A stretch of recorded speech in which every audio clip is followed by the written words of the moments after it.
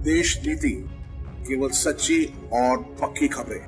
दोस्तों, अपने पूंजीपति मित्रों की मदद करने का आरोप तो प्रधानमंत्री नरेंद्र मोदी जी पर लगता ही रहा है, लेकिन अब देश को गरीबी और डिफॉल्टर लिस्ट में धकेलने का आरोप भी इस वक्त प्रधानमंत्री मोदी जी झेल रहे हैं।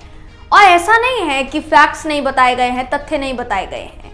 ये इतना बड़ा आरोप प्रधानमंत्री मोदी पर लगाया है कांग्रेस अध्यक्ष मल्लिकार्जुन खड़गे ने, और इसके लिए बाकायदा उन्होंने आंकड़े पेश किए हैं दोस्तों कि कैसे पूंजीपति मित्रों का बकाया माफ कर दिया गया और वहीं दूसरी तरफ आम लोगों के ऊपर महंगाई जो है वो थोप दी गई। मल्लिकार्जुन खड़गे ने और क्या क्या कहा है, सब कुछ इस खबर में मैं आपको बताऊंगी। नमस्कार दोस्तों, मेरा नाम है जयंती झा और आप देख रहे हैं देश नीति। देश की इकोनॉमी को 5 ट्रिलियन इकोनॉमी बनाने का ख्वाब प्रधानमंत्री मोदी जी दिखा चुके हैं, देश को दिखा चुके हैं, लेकिन डिफॉल्टर लिस्ट में उन्होंने देश को डाल दिया है। यह आरोप है मल्लिकार्जुन खड़गे का। उन्होंने सीधा सीधा कहा है कि मोदी जी ने देश का बंटाधार कर दिया है। आंकड़े क्या पेश किए हैं, जरा आपको वो सुना देते हैं दोस्तों। उन्होंने ट्विटर पर एक ट्वीट किया जो इस वक्त आपकी स्क्रीन पर हम आपको दिखा रहे हैं। इस ट्वीट में वो लिखते हैं कि आपकी सरकार भारत की अर्थव्यवस्था को डिफॉल्टर काल की ओर ले जा रही है। अपने पूंजीपतियों को मुफ्त की रेवड़ियां बांटना और आम लोगों की बचत को नष्ट करना आपका एकमात्र एजेंडा रहा है। क्या ये सब सच नहीं है कि मार्च 2019 के बाद से जानबूझकर कर्ज ना चुकाने वालों का जो बकाया है 100 करोड़ जो है बढ़ा दिया गया है?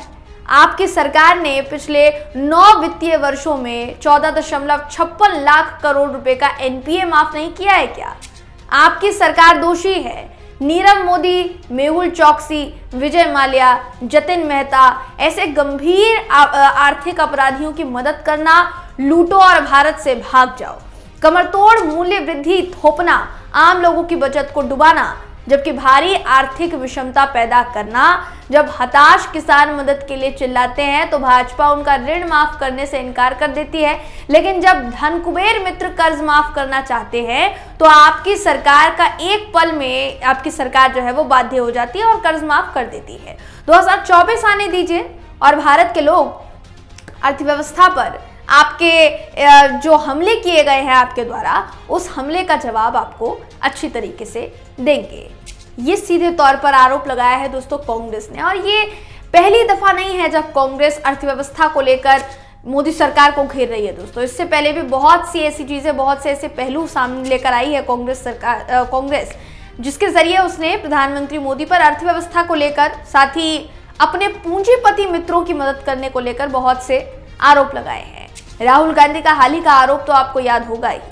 अडानी जी तो उस मामले में बहुत फेमस है। अडानी जी पर आए दिन इतने खुलासे होते हैं, बावजूद इसके उनकी जांच नहीं होती, जबकि वही जो खुलासे हैं गलती से, मान लीजिए गलती से अगर वही खुलासे दोस्तों हो जाए विपक्ष के नेताओं पर, तो उनकी जांच जरूर शुरू हो जाती है। अभी इस वक्त ये जो आंकड़े पेश कर रहे हैं मल्लिकार्जुन खड़गे, इस पर भी सवाल खड़े होते हैं कि आखिर एनपीए माफ क्यों किया गया, आखिर किन लोगों का एनपीए माफ किया गया। और अभी 2014 से लेकर अभी तक लगभग 2 कार्यकाल जो है मोदी सरकार के हो चुके हैं। अब हो सकता है कि 2024 में अगर परिवर्तन हो तो मोदी सरकार जो है वो सत्ता से बाहर हो, लेकिन ऐसा होगा नहीं होगा, ये आने वाला वक्त बताएगा। मगर यहाँ कांग्रेस सीधे तौर पर दावा कर रही है कि 2024 के चुनाव में इन सबका जवाब बीजेपी को मिलने वाला है।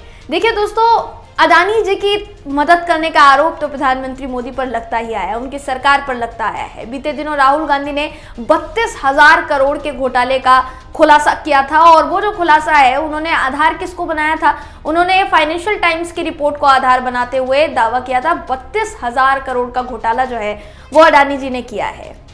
ये भी सवाल उन्होंने उठाया था कि भाई सबकी जांच हो जाती है, सेबी जो है तुरंत सबकी जांच करने के लिए पहुंच जाता है। बाहर के अखबारों को अडानी जी के घोटालों से जुड़ी एक एक जानकारी मिल रही है, सारे सबूत मिल रहे हैं, लेकिन जब सेबी से सबूत मांगे जाते हैं तो सेबी कहती है कि हमारे पास सबूत नहीं है। तो बाहर के अखबारों को कैसे सबूत मिल रहे हैं, आपको सबूत क्यों नहीं मिल रहे हैं, ये कहीं ना कहीं राहुल गांधी ने कहा दोस्तों। तो जाहिर है कि हर चीज के जरिए और तथ्यों के जरिए बाकायदा यहाँ राहुल गांधी के साथ साथ कांग्रेस जो है वो बहुत निशाना साध रही है भारतीय जनता पार्टी पर। हालांकि अभी इस वक्त उन्होंने जो कहा है मल्लिकार्जुन खड़गे ने, उस पर बीजेपी की कोई प्रतिक्रिया निकलकर सामने नहीं आई है, मगर आगे जाकर क्या प्रतिक्रिया निकलकर सामने आती है दोस्तों, ये देखने वाली बात होगी। फिलहाल इस खबर में बस इतना ही। आप इस खबर पर क्या सोचते हैं, आपकी क्या राय है, कमेंट करके जरूर बताइएगा। वीडियो अगर आपको पसंद आया हो तो वीडियो को लाइक कीजिए, शेयर कीजिए, चैनल को सब्सक्राइब करना बिल्कुल भी ना भूलें। फिर मुलाकात होगी आपसे अगली वीडियो में, तब तक के लिए नमस्कार। आपका एक सब्सक्राइब हमारे लिए महत्वपूर्ण है। देश नीति को अभी सब्सक्राइब करें और बेल आइकन को दबाना ना भूलें।